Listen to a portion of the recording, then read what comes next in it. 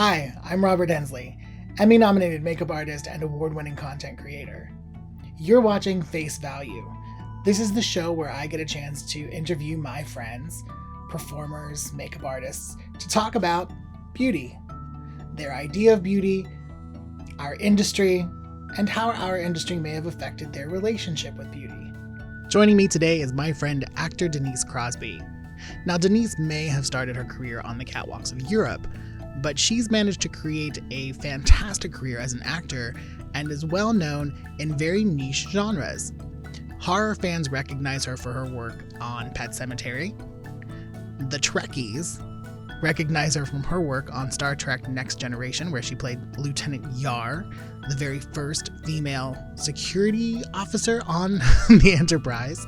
And more contemporary audiences know her for her work on Showtime's hit series, Ray Donovan. Please join me in welcoming Denise Crosby. Denise, thank you so much for joining me this morning on Face Value. It's so good to see you again. It is always lovely to see you, my friend. Always. I have to say that Alexander Rodriguez, who is on the UBN Go network, is going to be so jealous because he saw that I had your name on my wish list and he was like, I've been trying to get her on my show for so long.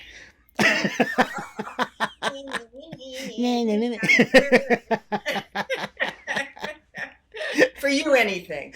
Thank you. I appreciate that so much. So, Denise, first question, and this is where we've been starting off all of our conversations. What is your idea of beauty? Well, I mean, for me, especially as I get older and more experienced in this world, beauty is a quality within. And what makes a person beautiful in their soul, in their heart, is reflected in their complete being. Their face certainly shows it. And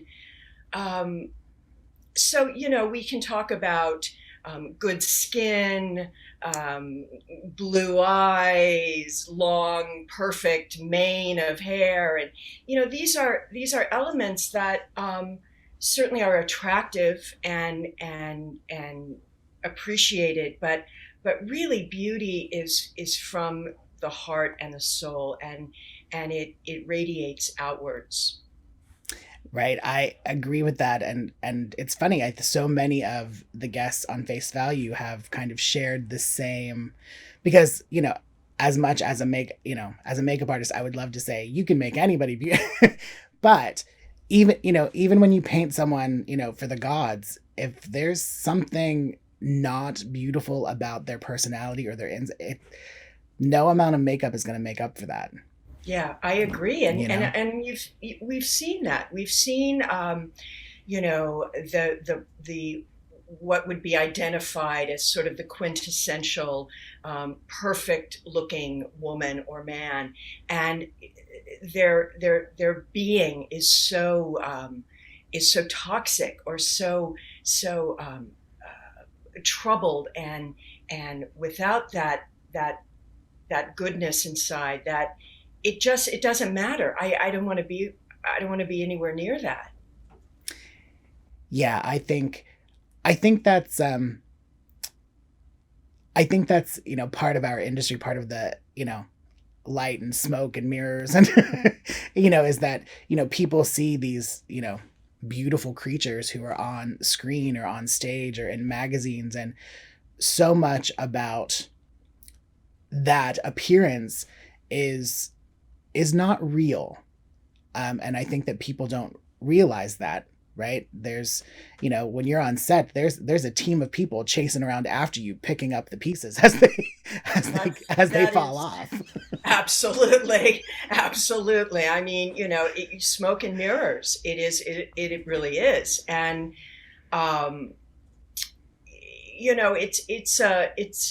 it's a misconception too, so much of what you see, this glossy, polished, physical appearance,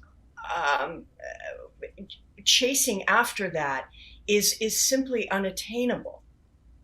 It's right. There are so many elements that are created to create this illusion that you can't do. You're sort of barking up the wrong tree. You have to connect to your own self, your own sense of what makes you beautiful.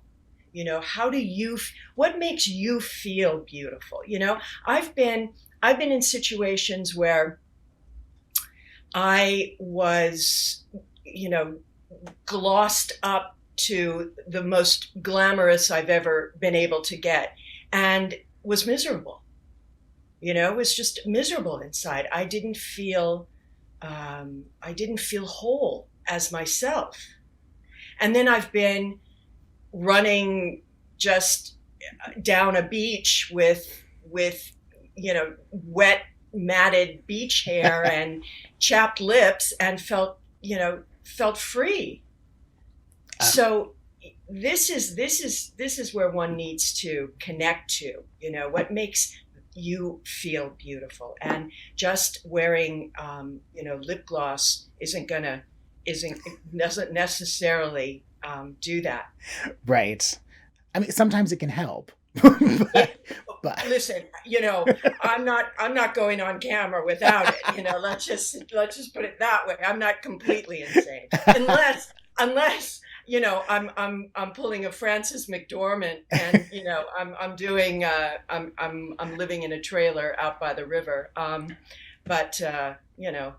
that of course, you want, and people want you to look your best. Yeah, I think that I think that when you're dealing with any amount of celebrity or having a public persona, there is a little bit of, I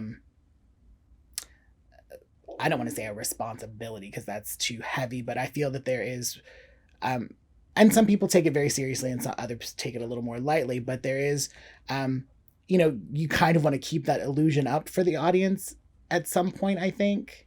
Yeah, I mean, you don't want to look, you don't want to look like you just rolled out of from under a trash can, somewhere. And, people kind of, they begin to wonder, what's going on. I mean, I remember an actress once, a wonderful actress, told me, I mean, she always wears makeup, in every day of her life. And whether cameras are rolling or not. And she's French. Her mother, she's American, but her mother was Parisian. And her mother told her when she was a young girl that you must never go out of the house without makeup. Men don't want to see you like that.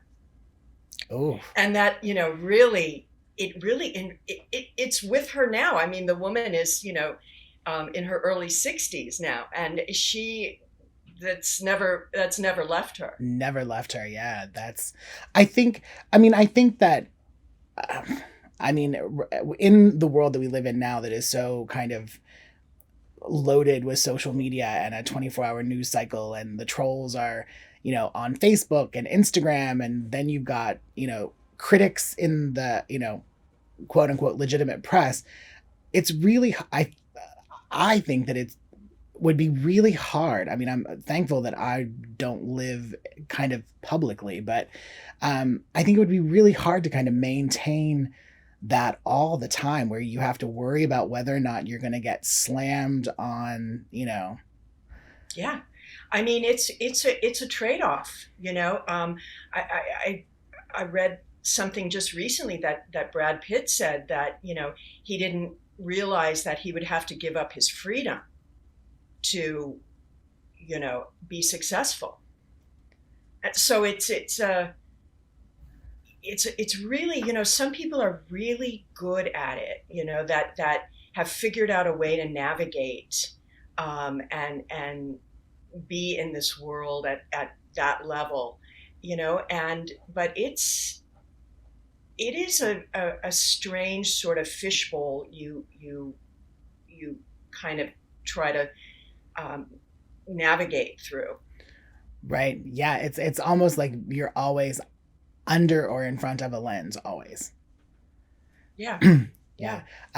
So now, earlier in your career, you did some modeling, Mm-hmm. and coming from kind of dealing with models in the past and things. I mean, I have been in situations on shoots where um, I want to say it was borderline abusive.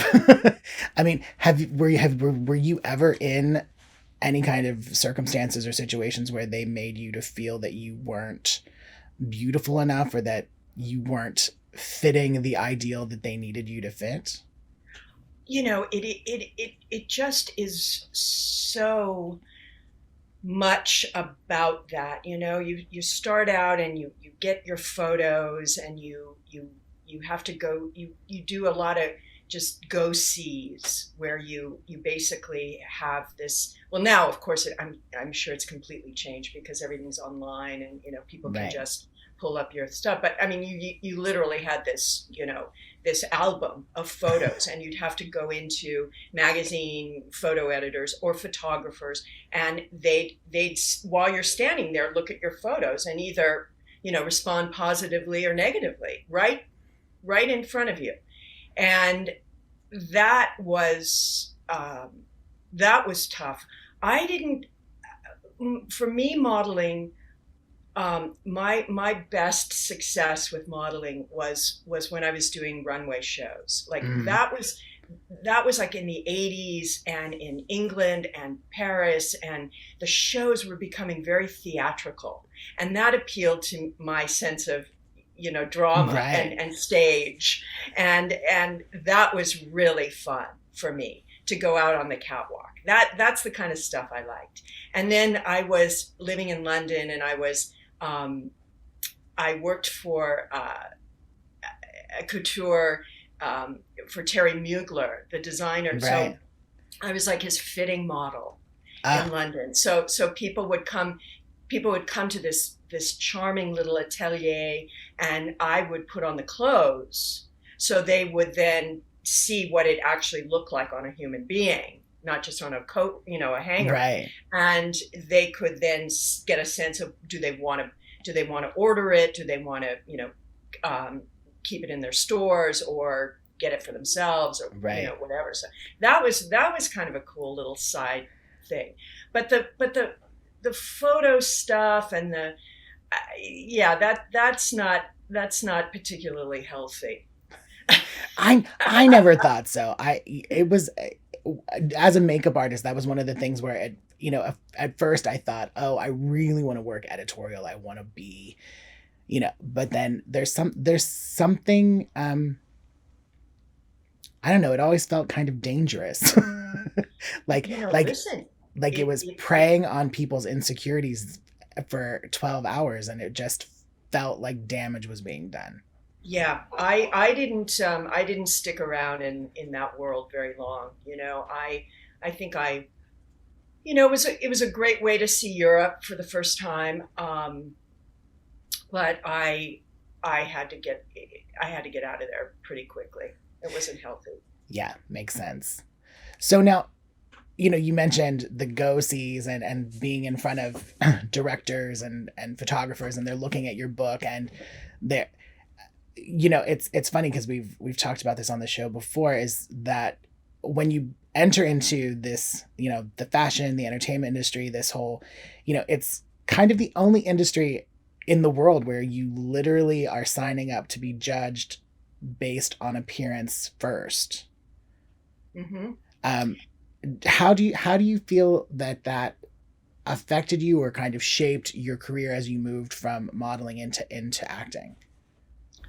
Well, with acting, I focused so much on the craft, and you certainly have to be aware of your looks and your how you present yourself. But it really took a lot of that burden off when you could immerse yourself in the script, or in the character, in the craft of acting.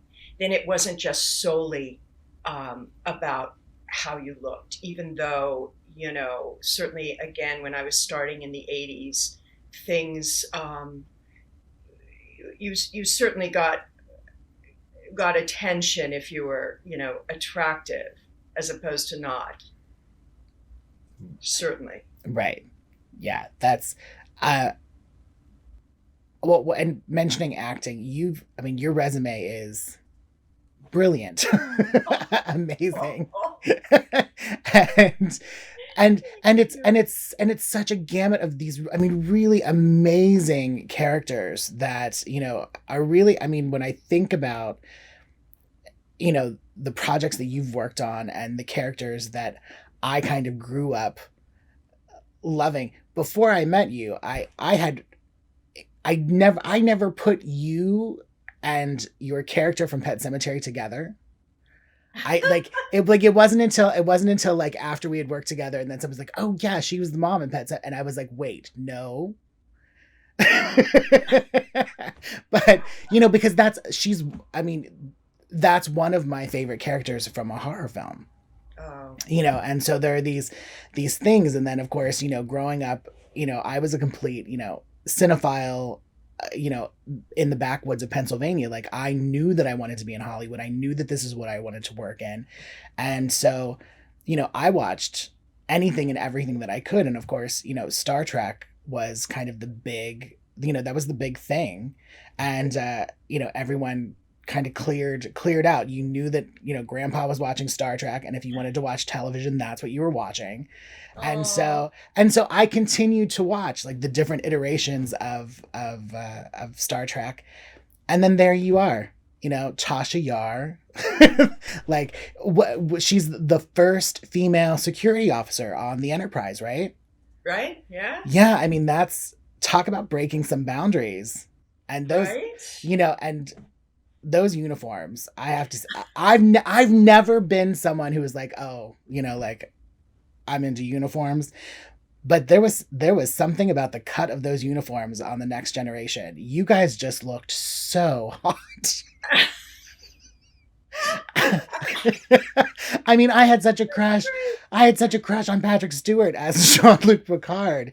But then, right? But then there you are, like, statuesque and gorgeous, and the shoulders and the, that kind of cropped short, just, stunning. And fans, you have a ton of fans who are from that, the Trekkies just love you. Oh, bless their hearts, the gift that keeps on giving. Next year is the 25th anniversary of Trekkies, my documentary. Oh my gosh, it's been 25 years. I know. Can you believe time that? Just keeps like marching on, doesn't it? I know. Crazy. And I think it's the 35th year anniversary next year of TNG. Oh my. And 55 years of Star Trek. Right. Oh, that's right, because you did the photo book for the 50th. I remember that gorgeous photo. Wow. Crazy, huh? That's, yeah. When I started working on putting the show together, I was like, who are the people that I know who, I've worked with for a while and that I would really like to have this conversation with. And, I realized, we've been working together for 10 years or more. Like, has it really been that long? No, it hasn't. It's an illusion. It's an illusion. Just an illusion. Because I sure as hell don't feel like I've aged that much. No, you haven't. Apparently I have, but I don't feel it here, and that's the important part. Well, that's the key. That is really key. So, talking about having, these really loyal fans, do you feel that having that fan base, do you feel that has, that has to kind of affect your sense of self-esteem and, do you feel that gives you, I don't want to say that it gives you value, but do you feel that it kind of bolsters how you feel about yourself in the industry? That's a really interesting question, because it the external kind of things are I certainly appreciate, and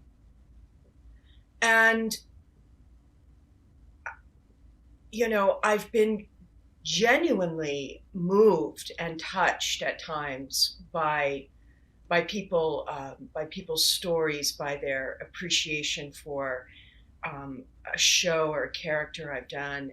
I mean, that it resonated on a much deeper, profound way for them, and I mean, I take that very seriously.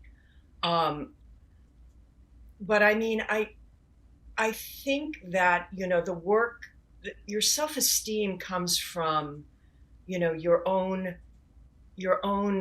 choices, your own character. And I think it's a tricky one if your values, are you get your own sense of self from other people. Right. I think that, yeah, it's you know because it fluctuates. You're up, you're down. You do something that's loved, you can do something that's hated. And if you're like a BB bouncing around and getting your sort of values from what other people tell you or think about it, you're doomed in a way. It certainly is a beautiful sentiment to be loved and appreciated. No question about Right. that. And that's from your own, that's from personal, your own personal small world to the outs to extend that extends to a bigger platform. Like if you're on stage and people are applauding your work or your being, they love your character, or something like at a Star Trek convention. But essentially, it's how you are present in this world that gives you a sense of self and self-worth. Right. I the second part to that question is that because I agree, I think that it's fantastic to have these people that do kind of reflect what you've put out, which is great, which I'm sure feels wonderful, but that at the same time, that doesn't necessarily define who you are.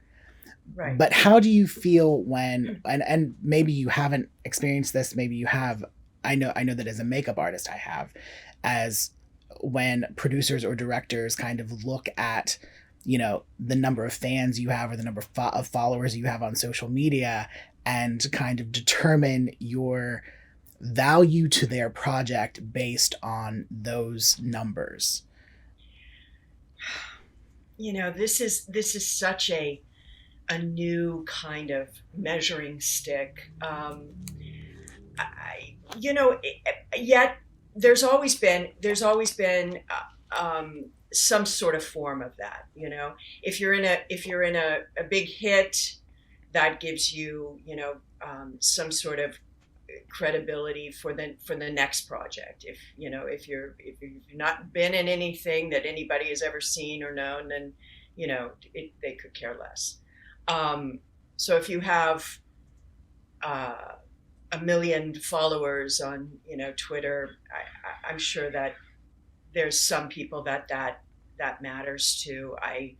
There's and then there's some that probably that doesn't. They'll look at it, but they're not gonna.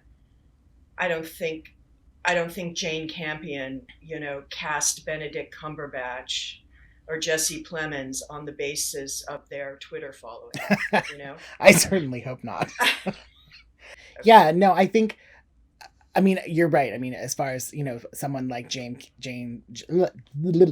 me. So someone like Jane Campion, of course, is probably not looking at a screen being like, oh, well, they haven't passed 100 million on, on TikTok. They're not.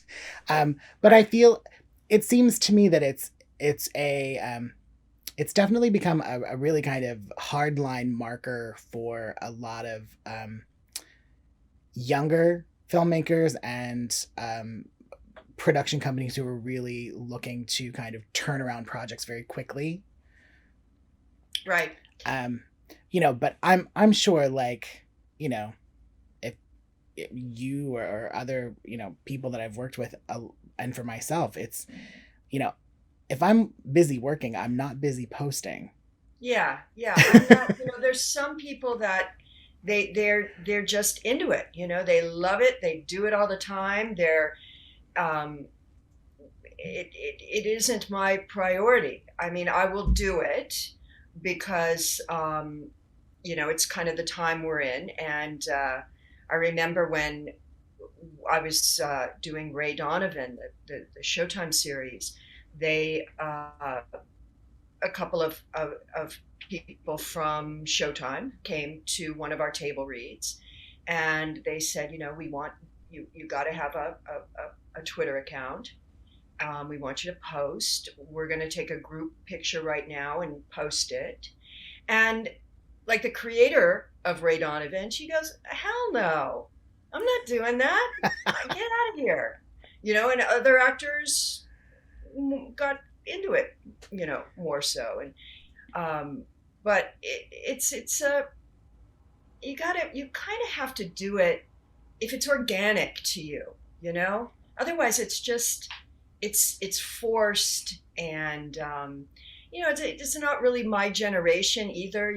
Like my son is they're constantly talking about TikTok and whatever. He was telling me he's trying to get a sponsor for this TikTokers to go to Dubai or something. I don't even understand what he's talking about, half the time.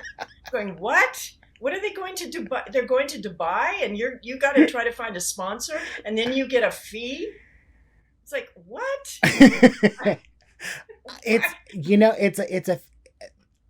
is, as much as I try to keep up, like I just can't. Like I had to stop with like the main three, Facebook, Twitter, and Instagram. Beyond that, like I'm so out of the loop because if I were to try to keep up with everything, I wouldn't have time to do any of the stuff that I need to do. Yeah, and exactly. And I mean, it'd be ridiculous if I start lip syncing, and put a video of me dancing around my living room on TikTok. I mean, it would probably get 1 billion hits. You'd be the next TikTok star if you did it. I'm just saying. But at the same time, I completely understand where it's kind of like who has the time to put all that together and think about it that much, and but right. I mean, I have friends who, their daughter started posting little videos of her dancing, doing different dance routines that she created to different songs, and she, she started getting like, 100,000 hits at a time. And they started literally like blocking out time in their schedule to like, as a family, like produce videos for TikTok. And I was like, that, like, how are you going to maintain that? Or what are you looking to get out? I mean, are they looking to get like a deal, a show? Yeah, they're looking for their kid to make $1 billion and throw some to mom and dad. Well, that I can get down with. That's why I created a baseball player. I'm hoping ka-ching, ka-ching. Right, sign the big contract and then buy mommy a new house. Absolutely. Couple Louboutins, we're good to go. Right.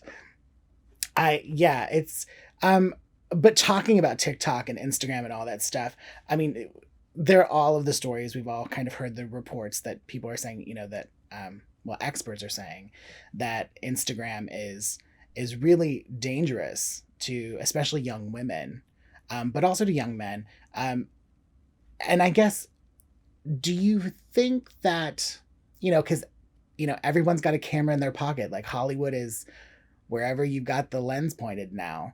So do you feel that our industry, do you feel that we're in some way kind of perpetrating this danger as much as we're talking about it?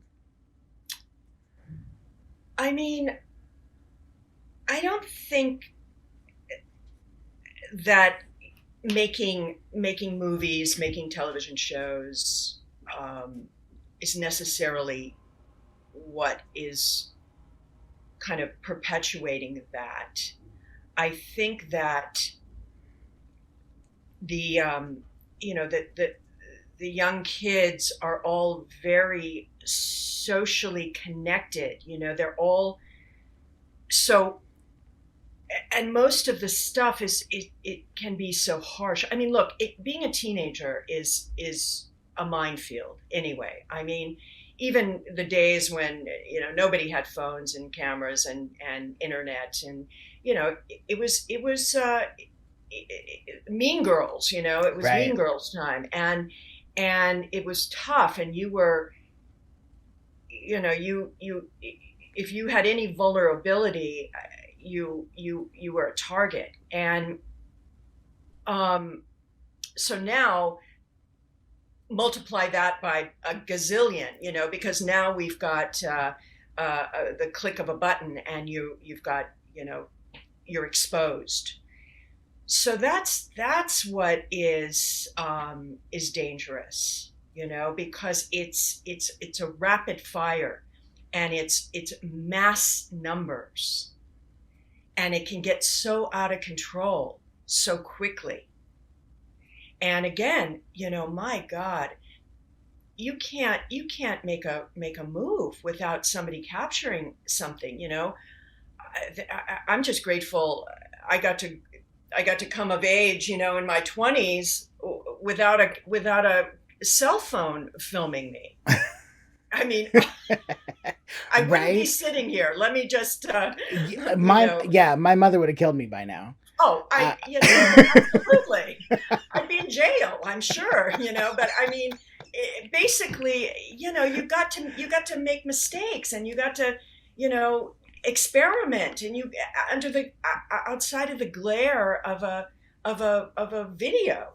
Yeah, I think part of me feels that, not necessarily that people, because of film and television per se, but I feel that because of how kind of celebrity obsessed media, television media, print media, what's left of it, online media, but these kids are doing dangerous things sometimes. And they, of course, they've got to keep pushing the envelope to do bigger and better to outdo the person before them. Right. And then we're turning them into little celebrities where they hit, 1 billion likes, and then all of a sudden somebody's giving them a role on a TV show, or giving them their own series, or, what have you. So it feels to me that this is like a sort of passing phase. It really does. I mean, I hope so. Genuinely, what is going to stick and last and endure, is true talent. There've always been the 15 minutes of fame, happening, and but how does that translate, and how does that stick and endure, and be something that has quality to it, and all of this is just kind of, it feels to me very hype, and the new sort of thing. Yeah, I agree. I think that as as much as it annoys me, I know that it is potentially just a passing craze, because again, once people get to a point where they start dying for TikTok, then it'll all kind of come back down. Yeah, I mean, exactly. Or enough people, they throw some meat at these, these newfound celebrities, and it just implodes. There's no there. Right. Exactly. I agree. So now we are super running out of time, but I have one last question, because it's face value. and we've been talking about beauty, and you are stunning, a gorgeous creature, always have been. I think you're one of the most beautiful women I know. Um, so I have to ask, what are your 3 go-to beauty products? Wow. So I stick to a, a tried and true cleansing, regimen that my dermatologist, who is extraordinary, Dr. Heather Roberts, I'll plug her because she is really amazing. She tries everything on herself and, you know, just won't pass anything down without really using it. So, um, I love the line that the products that SkinCeuticals do. Mm-hmm. Vana Cream, which is a really over-the-counter drugstore cleanser, is great. And what else am I loving? So all of that, it's really starts there with a really good skincare regimen. Um, the makeup. I always, whenever I've worked with you, you always like have some great little, trick. Um, I kind of really love a good brow. Mm. That's sort of my thing right now. So I have little brown, kind of deep dark brown mascara for my eyebrows. I love it. Right? Because you have to frame it. I know. I need to work with you and get some new tricks. I'm always using like a little lip pencil and some kind of like Burt's Bees, just good moisturizer. Right? Yeah, I think the thing that I think that most people don't realize is that, when you have, you know, we call them the K word, when they all have their own makeup lines and everyone's pushing this kind of like more makeup is less, and you have to be, wearing a ton of product, and everything has to be some expensive name brand and blah blah. Like, no, like I think that what I'm kind of hoping as a makeup artist is that people will really just kind of come back to kind of basics, and that a little bit of color goes a long way. You don't have to like pack it on to feel like you're beautiful. That Right. There's nothing wrong with a bare face. Absolutely. That's at least that's what I'm hoping for the next few years. I hope that trend kind of comes around where people stop feeling the need to kind of shadow and contour and highlight and reshape themselves into something that they think is Yeah, I mean, don't you love? I mean, I love like when I see really just beautiful skin. right. There's You want nothing to see like the it. skin, yeah, and then I mean that's got to it's just got to start there, and that's again that's we're kind of going back to the beginning of our conversation where that really is from the inside, Absolutely. that glow from the inside.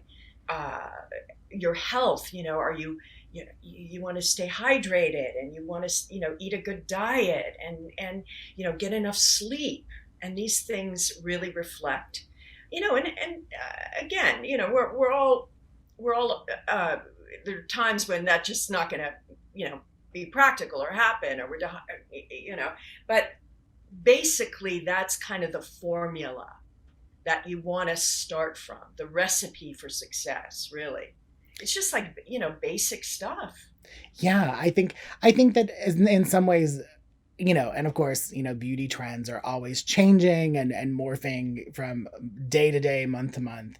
But I think that the idea of kind of basic beauty and not feeling the need to hide or change or create, because I think that a lot of it, is, there are books and people have been talking about, shaping with the face with contour and highlight and this stuff, and it's kind of like, yes, and that was born out of the film industry, but who really needs to do that every day?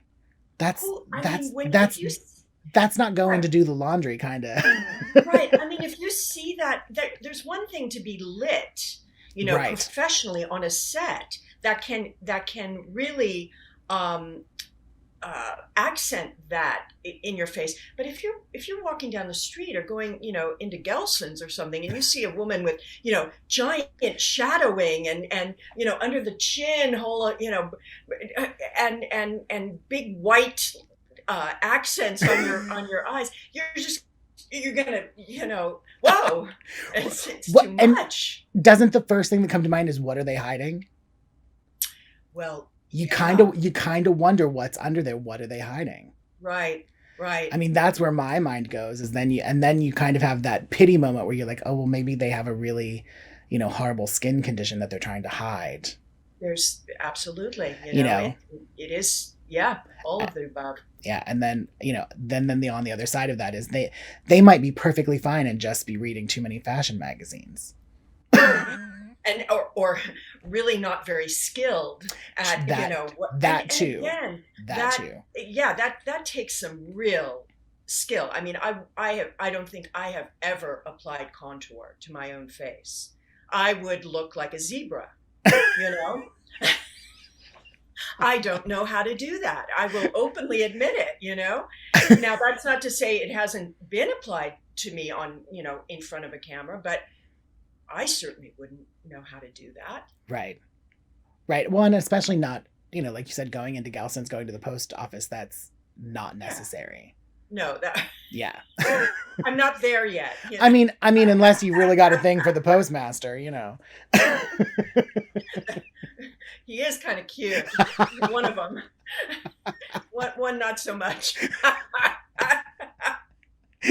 So it's always a toss up whether to put on lip gloss or not. I know. Can you imagine? You become like, like Mrs. like Gladys, the nosy neighbor, and you start getting dolled up because the postman's coming, and hi. Hello. Any letters for me? That's fantastic. That's where I'm headed. Yeah, truth be told, so am I. We can do it together. We can share notes, what works and what doesn't. Perfect. Well, Denise, thank you so much for taking time out of your day. I know that you're at home playing nursemaid to a sick husband, and I appreciate you taking the time to do this. And all I can say is I love you and thank you again. And this was great. Sweetheart, it is my pleasure. Good luck with everything and anything you need, always. All right, darling. Okay. Thank you for joining us for another episode of Face Value. I'm your host, Robert Hensley, signing off. Until next time.